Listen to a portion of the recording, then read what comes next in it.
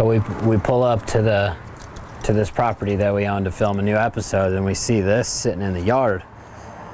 And I'm not sure if this is mine or the tenant over here, but pretty fucking sweet. Look at this fuel bottle, dude. It's made out of a Gatorade bottle. Some rebar just tacked on the frame. About a 12cc motor. I don't know what that wheel's off of. This thing's crazy. Pretty rad. All right, let's do this.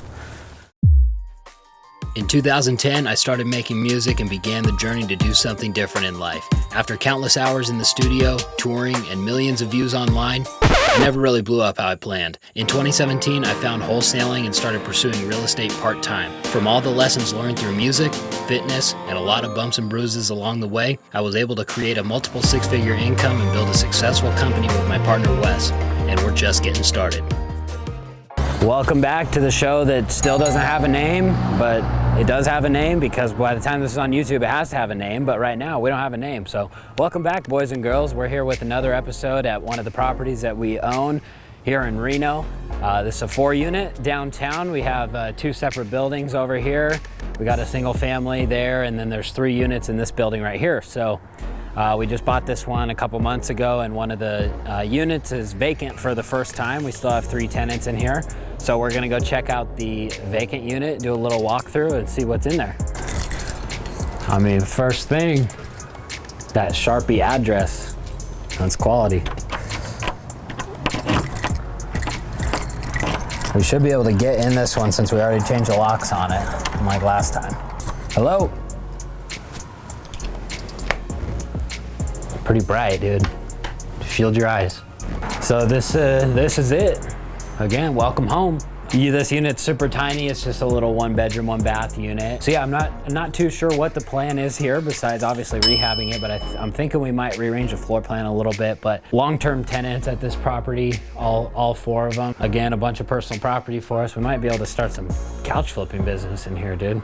Yeah, comment below if you want anything. We have the world's smallest kitchen, or probably the smallest in the county, I would say, with the 24-inch oven. I think this building is like the 30s construction or something, so a little bit different than what we're used to seeing these days, but definitely some water damage here with the lamb pulling up, and you can see that the subfloor's all stained and stuff. But metal countertops, tiny little oven. The guy was drinking purified water, that's good. Some Cheerios left behind. Tiny little microwave.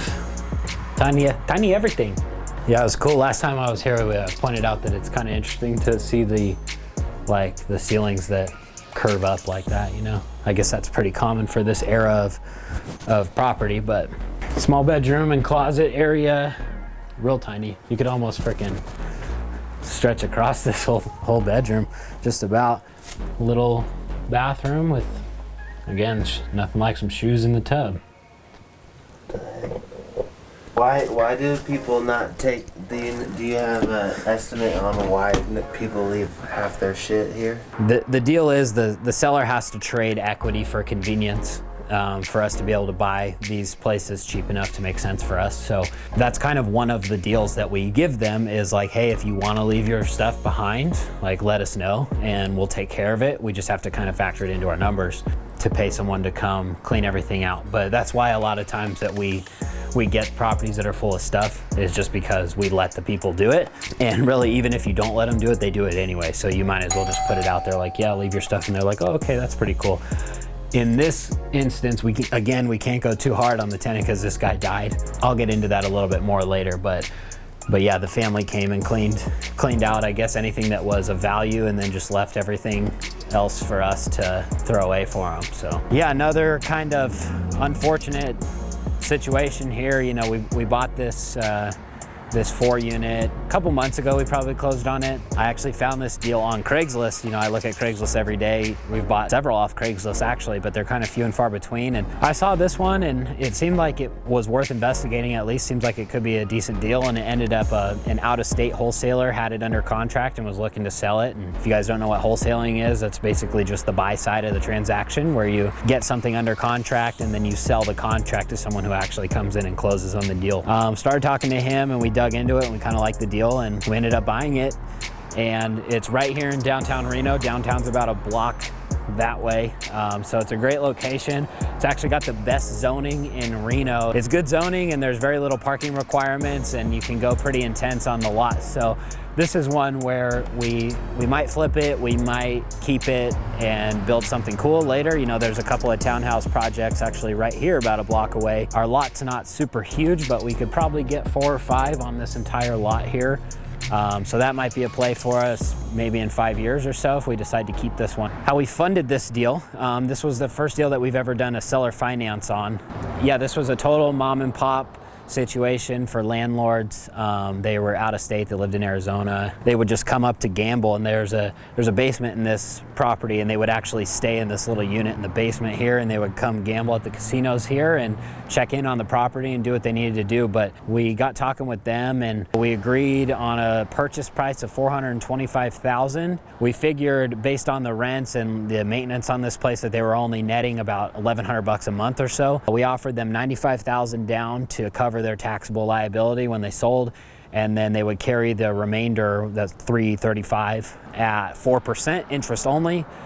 So that would get them their $1,100 a month. So it's a good deal for them because now their taxes are covered and they're still making the same amount of money as they were when they were managing this place, but now they don't have to come up here and they don't have to deal with tenants and this and that. And then we just had to come up with 95 grand, which we raised from a private investor. They carried the note on it for 2 years, interest only. If we hold it for 2 years, we'll just refinance at that time, or when we're done with it, we'll obviously sell it and the sellers get paid off and our investor gets paid off. So the original plan was to just vacate all 4 units, totally rehab the place, and then relist it and flip it. But once we owned it, we kind of got thinking about it and seeing if maybe we could do a little bit less in rehab or keep it or what we want to do. So about 2 weeks into owning this thing, we got the call that this tenant unfortunately passed away. And so at that point, you know, this is our first experience in even having tenants. We're like, oh, well, what do we do when someone dies? So I called a property manager, Wes did some research on his end, and we got in contact with the tenant's family. So they came in throughout the last month and took any personal property of value, I guess, and then took possession of the unit. So now it's time to start rehabbing that one. And then we actually offered the rest of the tenants to stay at market rents, and 2 of them actually decided to stay, which is great because we don't want to displace people if we don't have to. And the 4th tenant may or may not stay. They're looking to buy a place. So if they end up buying a place, then we'll do the same thing. We'll just vacate the unit, rehab it, and release it. So our timelines for this one, we're looking at probably late spring by the time this stuff gets done. You know, this unit will be quick and then we'll get it leased up, and then we'll be waiting on the other tenants if they're going to move or not at the beginning of February. At that point, we'll kind of reevaluate and see if we want to keep it or see if we want to take it to market, what it would be worth based on the income that we're getting now. As far as rehab goes, we're definitely going to do roofs on both structures. This one needs a sewer line too, so we'll end up doing that. Those are kind of the big ticket items here. We'll just handle it unit by unit as they come available. Our original plan was to spend about $100,000 in rehab between the 4 units, and then we were pretty conservative, but our exit value we had at about $700,000. If we hit those numbers, our gross profit or net profit in this deal would be about $100,000. As we were filming, the tenant that lives next door came out, and I asked him about the bike that we shot at the beginning, and he said it's mine. So leave a comment if we should take that thing to the shop and get her tuned up, be ripping up and down Virginia Street here. That's about it on this one. We'll come back and shoot when this unit is kind of in the middle of rehab, or maybe after it gets rehab. This one's kind of up in the air because we don't know if people are going to move out or if and when, I don't know. Make sure to smash that like button if you like this type of content and to help us out with the YouTube algorithm. Leave a comment down below if you have any questions about this deal or any other deals that you've seen on our channel, and we'll catch you on the next episode.